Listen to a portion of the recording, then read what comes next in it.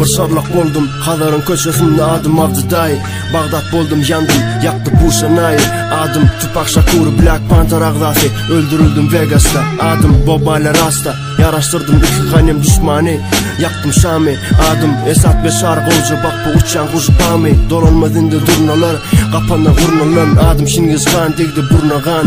Dünya menki deydin buluştu topraklara can. Elimde şemsi bilen jam adım Afrika. Gittim Darfur'a Medina City'nin öde ağır trafika.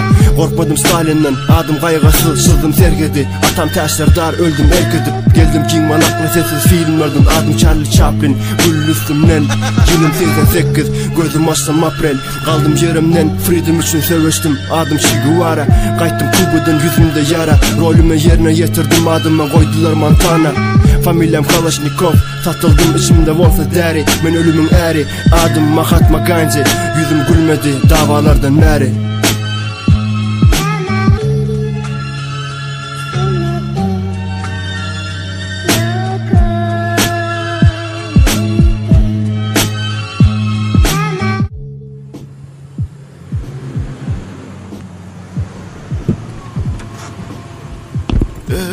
Sen kim? Ne ol ya? Sağlık mı? Çık maşinden. Çıksana o maşinden. Sen kim? Ben adımı unuttum. Benim adım ne mi? Ha?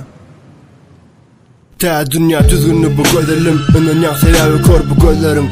Sen adın yok indi 41'de giden atan yerle yok oldu. Men üçün arşivler qolgoldu. Adım Gorbachev yıkıldı Sovet divarı. Pırjığına çıktı divanım. İçim ceset dolu nivanım. Adım Barack Obama 2013 yok açık eyrani. İçimde gülkü bilen korku bir zefir. Adım Shakespeare tragedi yazdım öldü aşıklar. Adım işi yadadım başlıktan. Yanlışım yaşlıktan. Yine göryanım şovrun life bu daşlıktan. Peyda yoktur bu devirde yaşlıktan.